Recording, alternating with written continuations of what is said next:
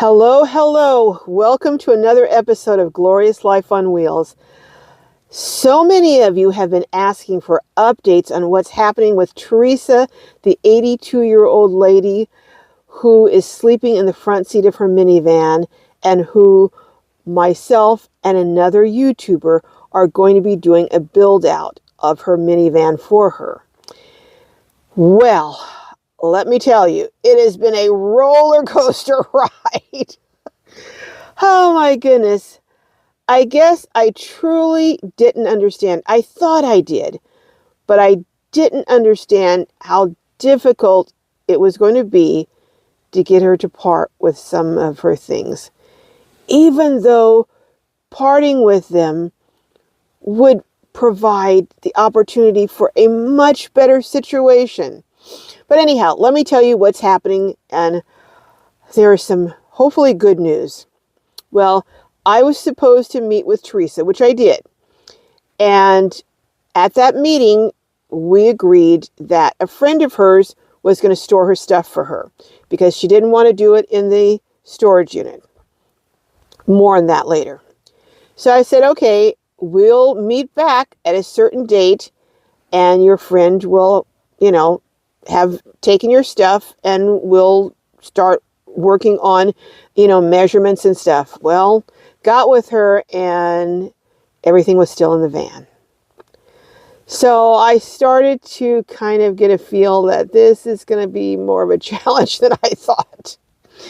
So she came up with another plan and we were going to meet again. Well, she didn't show up to the meeting. So at that point, I'm starting to panic because I'm thinking all these people now have donated all this money for us to do this bill and there's no Teresa. I'm like, oh my gosh, what am I going to do? I'm telling you, you don't know how I was praying. I was like, please, Lord, please let me find this woman so we can get this bill done. So a friend of mine was saying I became a stalker. Well, I didn't become a stalker, but I was looking and I did find Teresa. And she had another plan. So I said, okay. At this point, I really understood the challenge that I was facing.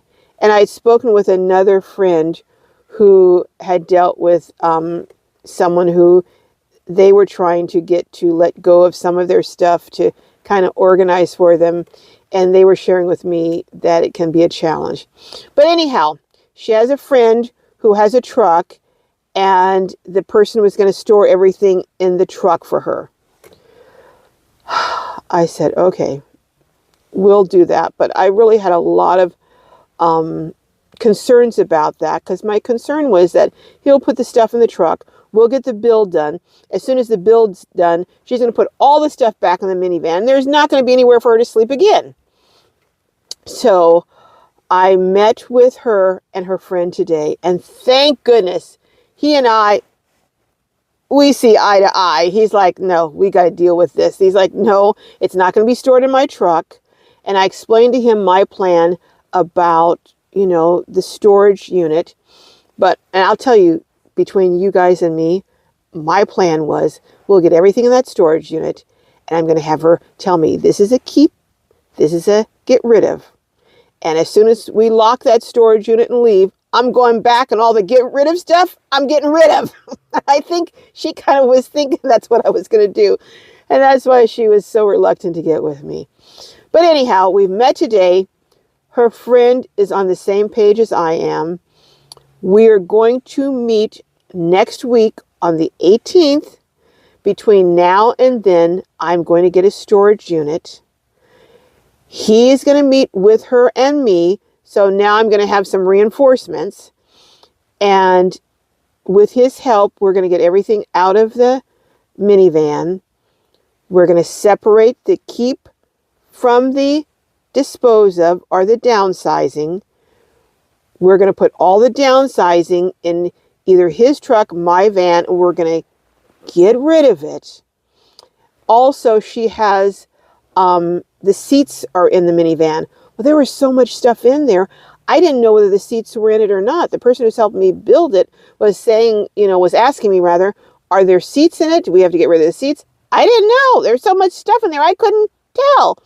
But there are seats in it. The back seats fold down. So we're going to fold those down. The middle row, her friend is going to take those seats out. How easy that's going to be, I don't know. I've never taken seats out of a vehicle. But we're going to take those out and temporarily store them in the storage unit. But we're going to get everything cleared out on the 18th. So stay tuned, because I'm going to hopefully be taking you along with us on the 18th. Whew, you don't know how relieved I was. I was like, I do not want to have to go back on YouTube and tell all these people I don't know what happened, and now I've got all this money. I'm not going to do this anymore. In fact, I'm asking anyone, I know you want to help, but we have enough money to do whatever needs to be done. So please don't send any more donations to my channel. Well, because first of all, YouTube takes a good chunk. I think it's 40%.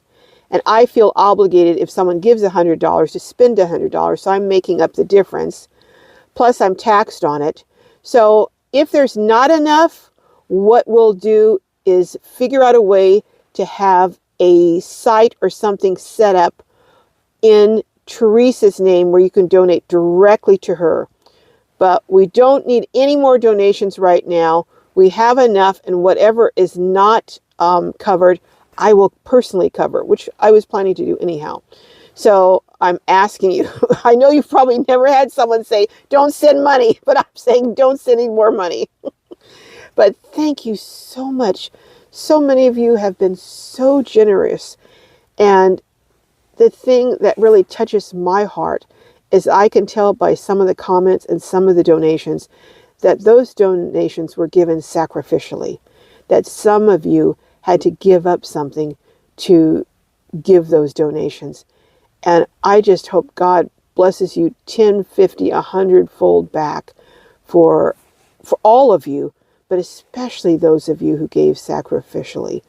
You know, that is just a blessing. There's something in the Bible that talks about, you know, you helped Christ, you gave to him, and the person says, well, when? But when you gave water to a thirsty person, when you gave and did something for someone, you didn't even know you were doing it in the name of Christ and for him.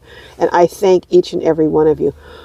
But I will keep you posted. This is like I said, a roller coaster ride. We're on the upside right now, and I hope we stay up for the rest of this journey. But I'll keep you posted. And stay tuned. I have a video coming out tomorrow. Whoo, boy. It's something I found that I think is pretty scary about what happens to people who go on, potentially, who are just innocently watching YouTubes. But tomorrow, that video is coming out. That's Saturday, the 13th.